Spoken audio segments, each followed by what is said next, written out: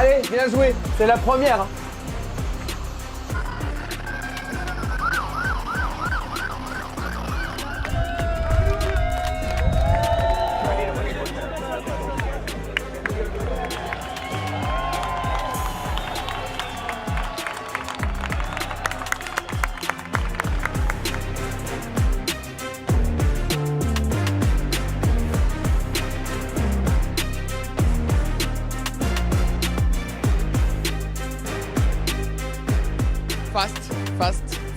Fast and furious. I'm happy with the speed of the boat, even if the crew has been very, very good. It was worse than expected, you know, for a first leg. I think it was definitely a tough one. We had the wind, we had the condition, we had the boat, we had everything to do this great leg, and I hope you enjoyed it.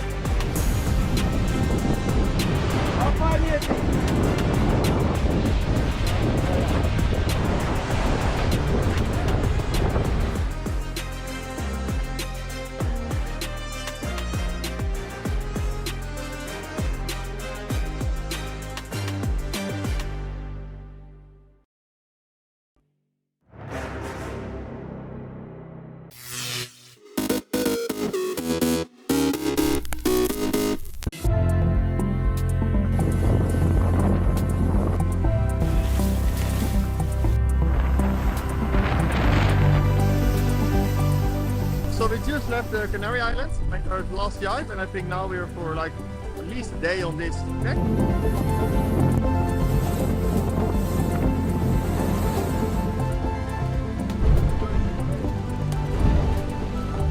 Make the boys happy.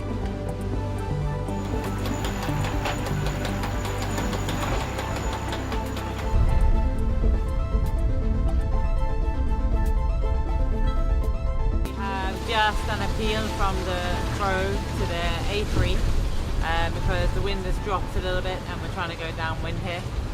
So we now run a bigger sail, means we can go a little bit lower and get to Cabo Verde a bit quicker. Oh, the line broke, huh? Yeah. The Benima strap is broken. The aft line of our jockey pole to leeward broke. It took away the second last stanchion, so we had to take the stanchion with the camera off and fix the life lines and splice a new big Dyneema for the outrigger. Yeah, it probably took us 40 minutes. Always something to do. Approximately directly to Cabo Verde.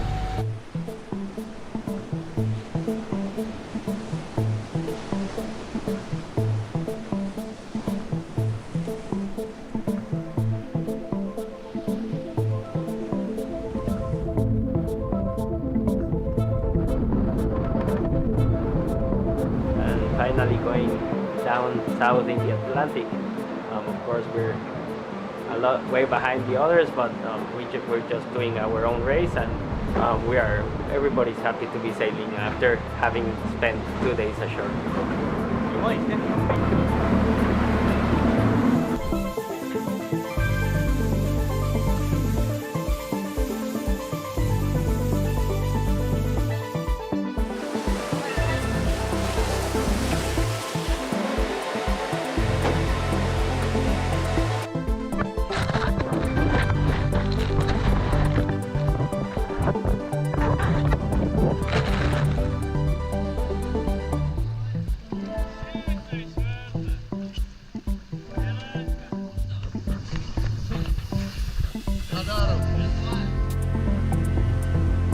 Pretty tough start. First 2 days getting out in the Mediterranean was hard work. Windy, probably windier than we thought it was going to be in the forecast set, and I think we did very well to get out in good shape.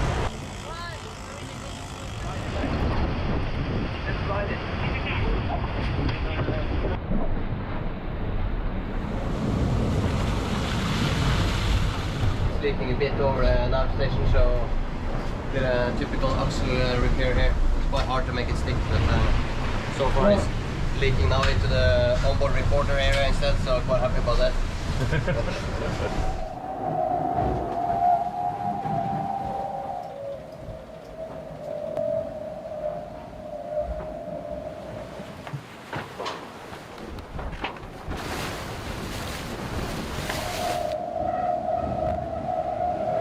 Only 9 miles behind 11th hour.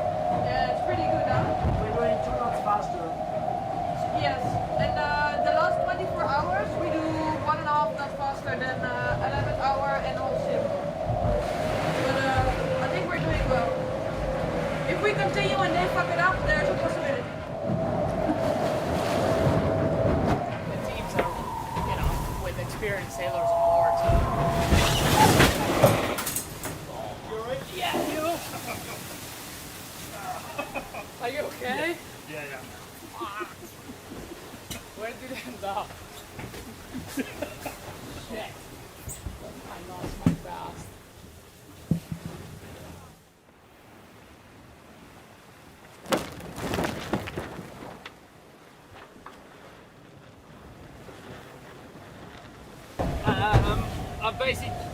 We carry a spare downline. So basically there's a rope purchase system that pulls the foil and holds the foil down, out. And the cover broke where it holds in like a rope stopper. And the cover split so the whole thing's seesawed in. So we carry a spare one, so I'm just going to change it out, but it's a bit of a fiddle because you've got to get a pin out, then you've got to remouse the 6-to-1 purchase system inside the foil which is moving. And then room in there to play around too. Yeah, and then in a space of about half a square metre, you know, the normal boat stuff.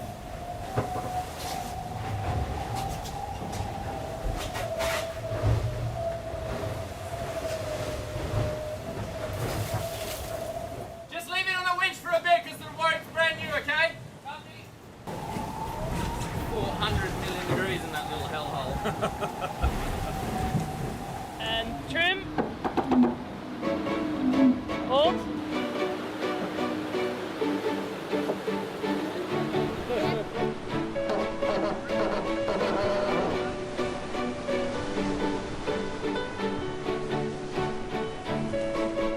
How's it going, Shinmark? We're doing good. When I'm driving, I cannot talk.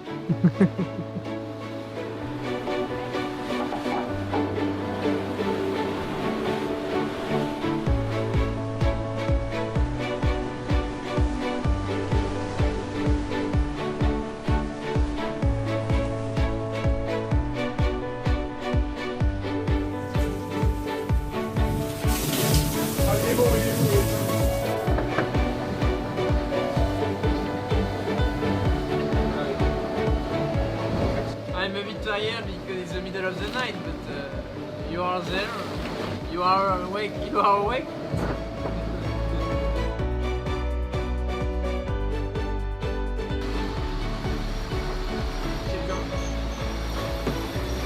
We're the last day coming into Cape Verde, so we should get in tonight. And it's been a nice trip so far, and we're leading, so hopefully we get all that to the finish. And for 11th hour, jibe a lot, we'll probably jibe a lot, and if not, then we'll keep it simple.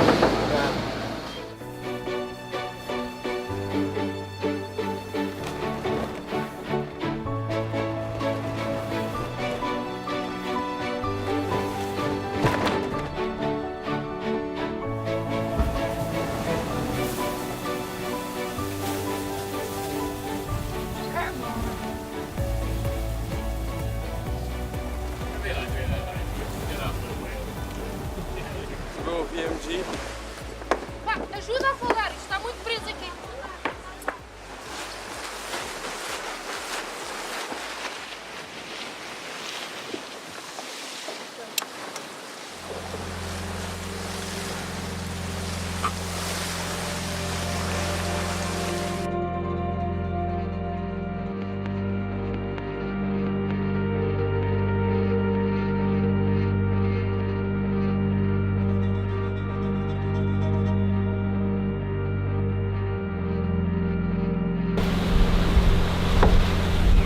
The race is on. Nah, it's good. Now the sailing is really enjoyable. The first part was a bit tough, but now it's nice and easy.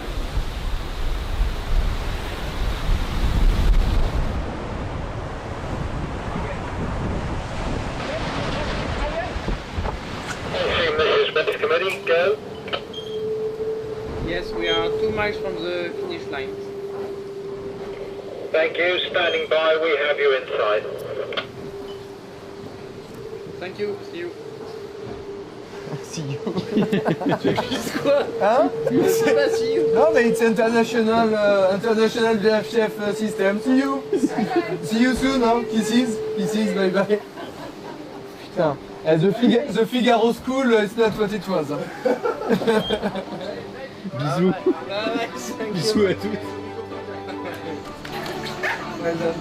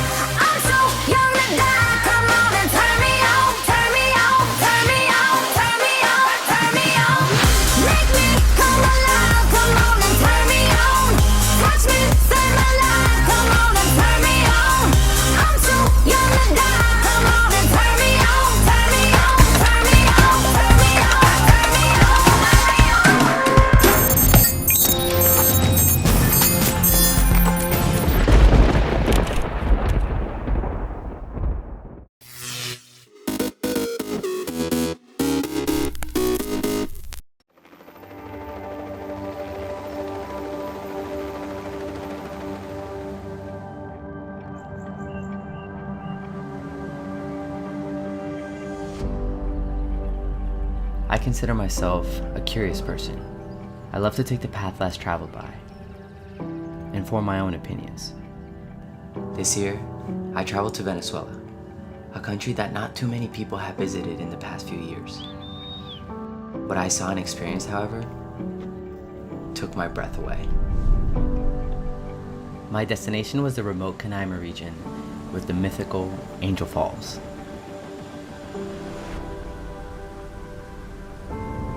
At 979 meters and almost a kilometer high, the tallest waterfall in the world. Locals call the place where the water meets the sky JBayBrunch. I imagined it as a beach in the sky.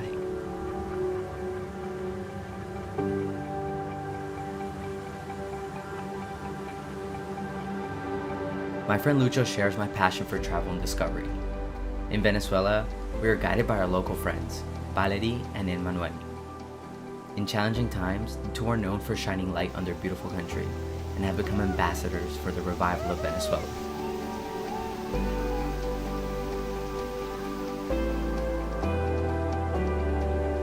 Before we ventured out into the unknown, we wanted to hear about JBayBrunch from a shaman who grew up in the region. Tunayebu is a leader of the indigenous Pama population here in Canaima. We were welcomed into his home with a necklace, which is said to take away bad spirits and protect us during our time here. He emphasized the importance of the healing power of nature. I personally felt that Tunayebu woke up my curiosity and the appreciation for what was in front of us. With this deeper understanding, we started our journey into Angel Falls. For 2 days, we traveled by curaira, the traditional indigenous canoes of Venezuela. We were surrounded by mighty tepoys, 2 billion-year-old tabletop mountains that host a unique array of endemic plant and animal species. It became a journey into the depths of our imagination.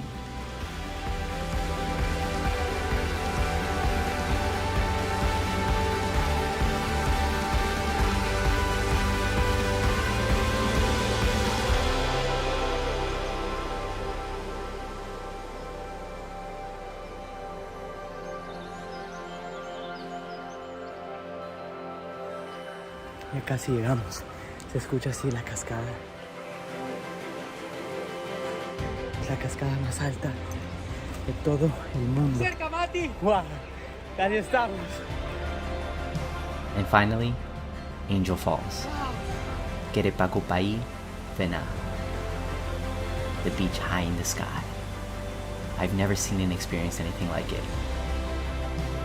It felt like that seed that the shaman put with his words into my soul came fully alive.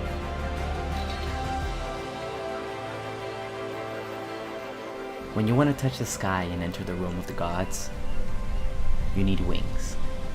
And wings we got.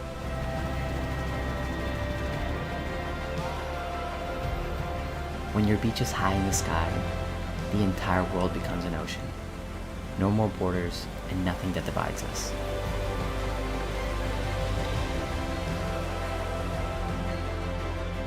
I'm glad that Lucho, Valerie, and Manuel and I decided to listen to our inner voice and come here and form our own opinion of Venezuela. And celebrate the fact that no matter who you are or where you are from, every person in every place deserves to shine.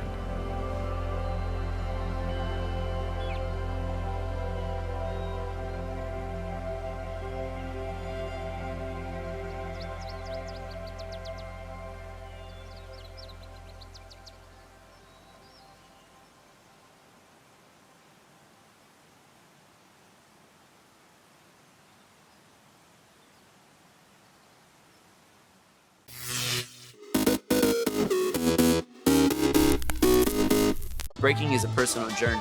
That transformer, something about it that just makes you feel invincible. It's not rocket science. It's rock it science. Just rock it. So in 77, I moved up 1 block. So I lived over there in a little tiny building, 1 bedroom, me and my 2 brothers. My mom, she put a name on a lottery at about 74. She hit it, a lottery for an apartment. Yeah. And that apartment, that was it, 2nd floor balcony. So that's where me and my brothers came with my mom. 3 bedroom, 2 bath, I'm not lying to you. 2nd floor right there, 2C. That was a major come up, huh? Big come up. Yeah. You know, and that was my bedroom. This building here? Yeah, the 2nd floor, that's 2C. Moving into that building, I met a guy named Jeff Green, whose name is Devious Doze, of course. Had a cousin from the Bronx named T, and he brought a cassette tape down, and I heard this cassette tape on this little radio, and heard this music that these guys rhyming, saying cool words, and with all this slang and harmonizing, and these beats that were playing were like, it was like you couldn't hear too much instrumentation, you just heard the drums basically. And this is it, this is Rocksteady Park. None of the skates were here, none of this playground shit was here, it was the chess tables. Yeah, I remember growing up too, watching all the early Rocksteady tapes. It was in that big part of the park right there. Yeah. And then if you see the movie Star Wars, that was done in the back, all the way in the back on the rubber, those old pictures of us on the rubber. Yeah. Yo, Lenny, come down to 99th Street. To the park, to the old park. All right, yeah. Yeah, so let's walk back. That's a crazy call right there.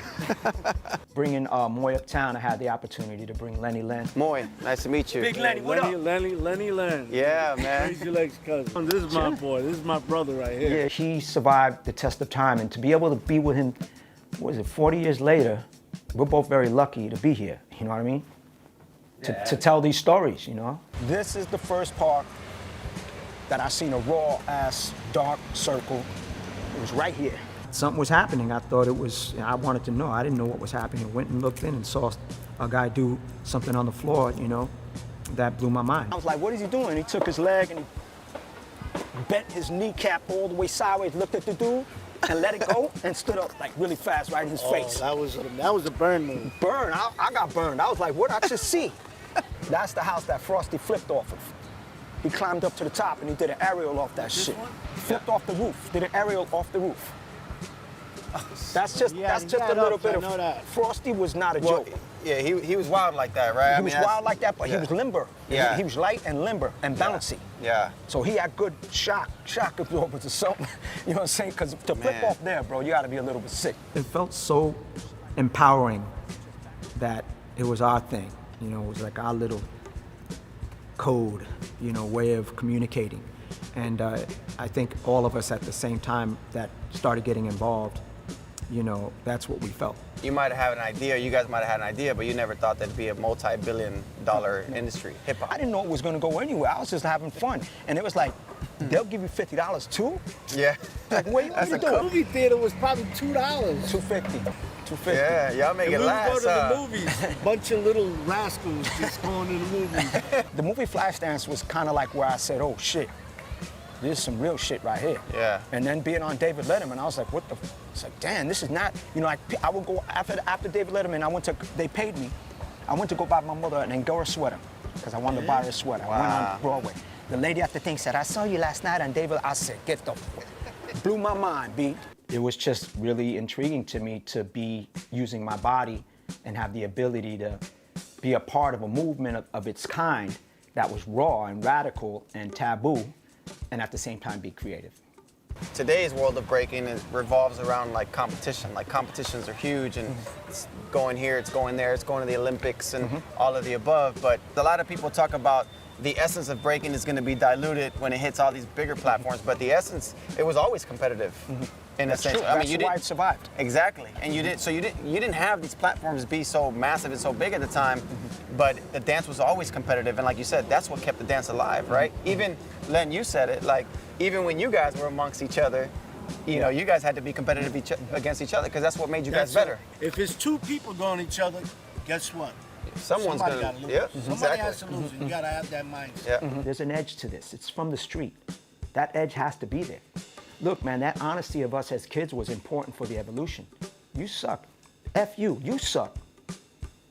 You walk away pissed, but then you go train because you felt that. You're like, what? And you're thinking, did I suck? You know, so it's like that honesty is important. Yeah, maybe you don't like it, but it'll make you think. Yeah, you can check it out. Check it out. I'm gonna design market. Oh, okay. Make them no more. This is the original book you have, Wolfie? Yeah. Holy shit. Damn, that's crazy. Look at the Cheech Wizard joints. For him to bring out a book of illustrations that are from that time period, it blew my mind. And when I saw him after all these years, he went home and got it, said, yo, check this out. I'm like, wait a minute. I'm like, what? What?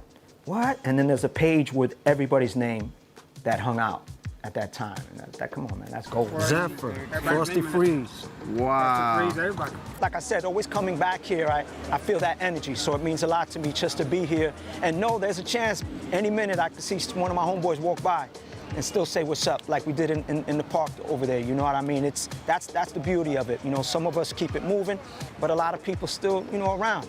And it's always good to see someone and toss a few memories around about what we used to do, which will become one of the biggest things in the world, this whole culture of hip hop. I was only relating it to what I saw, like on Beat Street, Flash Dance and all of that. So I just thought it was just something to do and have fun and bug out.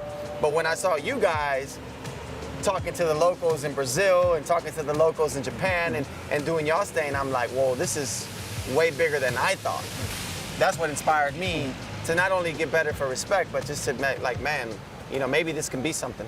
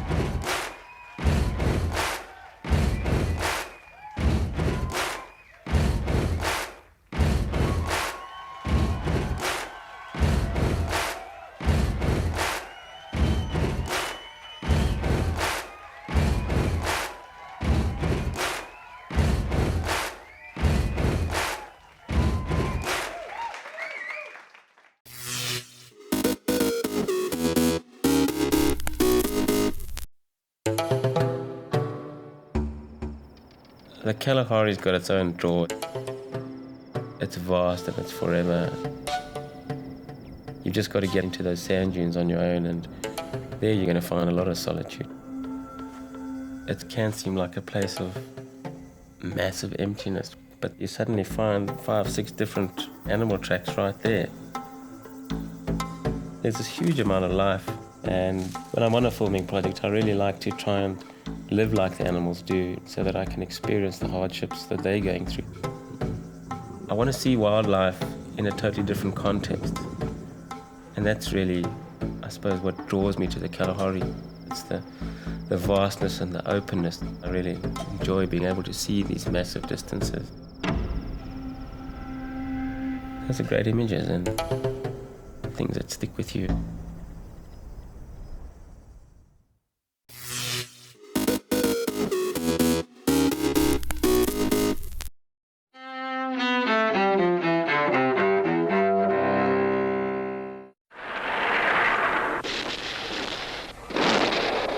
January 23, 1973. President Richard Nixon announces an accord has been reached to end America's military role in the Vietnam War. We today have concluded an agreement to end the war and bring peace with honor in Vietnam and in Southeast Asia. More than 2 years later, South Vietnam falls to North Vietnam, and the country is reunified under communist rule. 1968. North Korea seizes the USS Pueblo, charging the crew of the Navy intelligence ship with being on a spy mission in its waters. Pyongyang releases the crew 11 months later. 1977. The TV miniseries Roots, based on Alex Haley's novel, begins airing on ABC. The saga about an African slave and his descendants in America becomes a ratings and cultural sensation. 2004. Here comes Captain Kangaroo. Bob Keeshan, who entertained children for decades as TV's Captain Kangaroo, dies in Vermont at age 76. And 2005. Johnny Carson, host of The Tonight Show from the 60s into the early 90s, dies in Malibu, California at age 79. Today in history, January 23rd. Sandy Kozel, The Associated Press.